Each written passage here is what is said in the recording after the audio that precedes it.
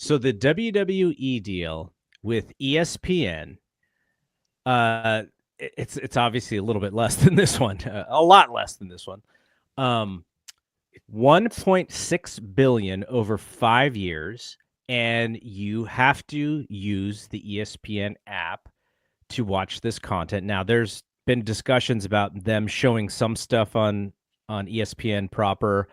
I'm not like the way that Dave explained it doesn't make a lot of sense to me, but doing it as like showing the first hour of WrestleMania on ESPN and then you got to dump over to the app. It's the same customer, so I don't know how that helps with growth, but the idea of having this app, which is going to be $30 unless you have a subscription to ESPN on cable I think they're going to try and get to all 100% of those folks, but it's not like that yet.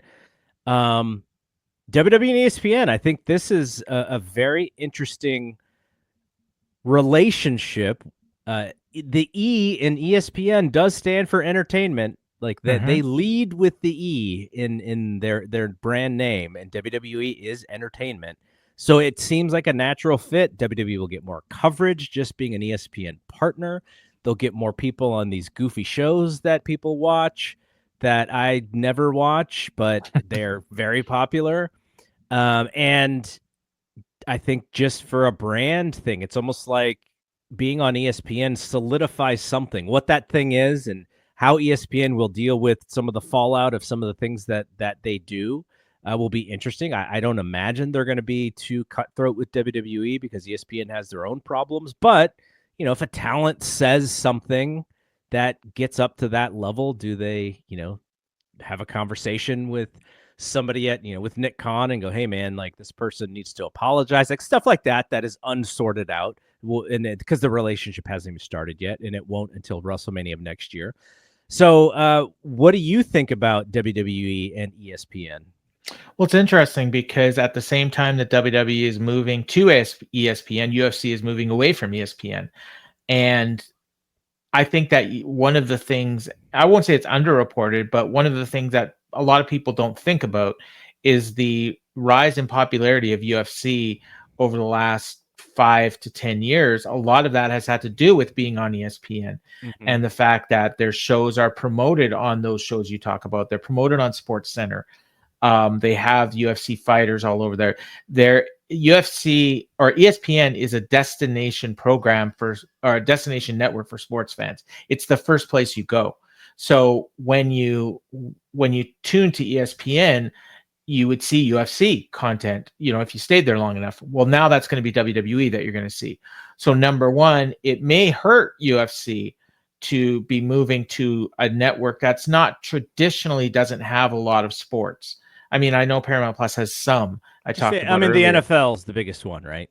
Are they on Paramount Plus? They are on Paramount Plus. Oh, okay, I didn't know that. Okay, yeah, well, you can actually actually watch on Paramount Plus. I think there is a live channel aspect to Paramount. Oh, okay, Plus, okay. So it's basically whatever the main CBS game is for that. So.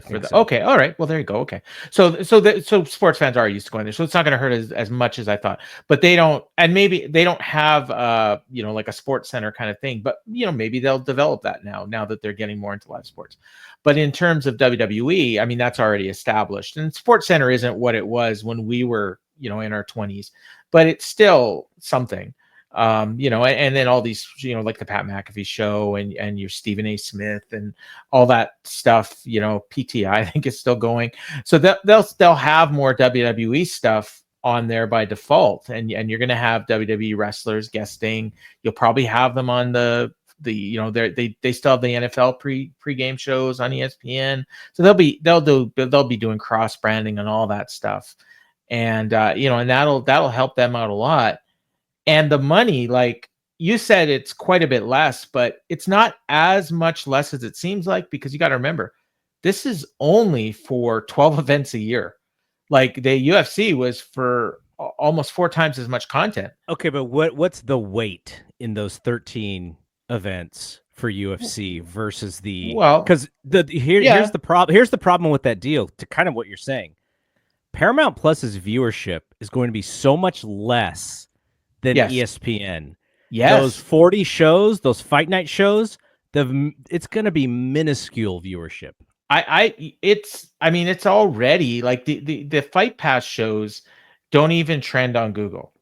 And I think that Paramount Plus shows will be even less than that. And there is a history. I mean, like I said, we had Bellator on there already. And they never registered. Like nobody ever talked about those shows.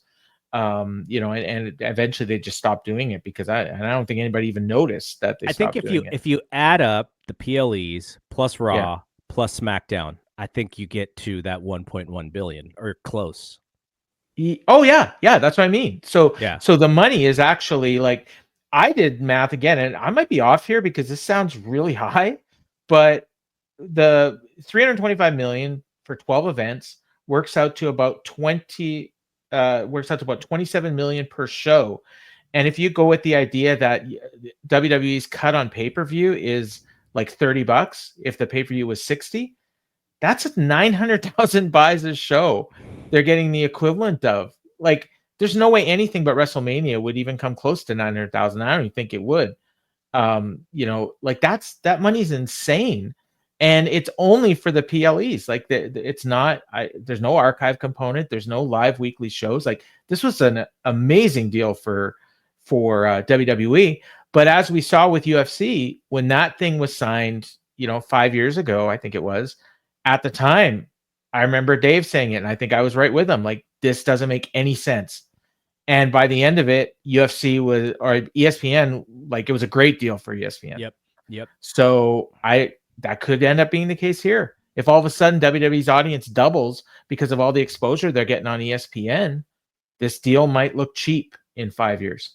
I have a take on the timing of everything. There's a little bit of like kind of wondering speculation here on my end, but if you're TKO, you have both rights coming up at the same time, and you know the market. You're working with ESPN with the TKO deal. I mean, with the UFC deal. And so you kind of know what their feeling is around spending that much money to keep everything. And then you go, oh, okay, well, here's a great plan B. We have these PLEs that, and so, you can imagine that if ESPN likes the business of TKO, they don't want the A product. Okay, well, here's the B product, and you save money. ESPN opted out of the baseball rights. They said no to F1. So they're not to say that they're in a saving money thing, but they are not looking to, after doing the NFL deal and the basketball deal, they're not just looking to spend money like crazy. Like, they spent their money. So now they're looking for value. Mm-hmm. And if you're TKO, you're like, you're Mark Shapiro, like, hey, it doesn't look like this deal with the UFC for the UFC rights is going the way that we want. By the way, we have this other company that is going to pay us more. So great. But here's the PLEs. And I wonder how much of plan A, plan B they actually worked with ESPN on when it came to that. Somebody on the F4W board pointed out that I think the deal that ESPN walked away from was $550 million for the Major League Baseball. And now they're bidding on a secondary package that is looking to probably go for around $200 million. Well, the difference between those two is what they paid for WWE. Right. Smart. So yeah, really smart. Yeah. So WWE will help with that churn for that app as well. If you're a WWE fan, you're not canceling. So and WWE fans have shown that they'll stick with whatever format.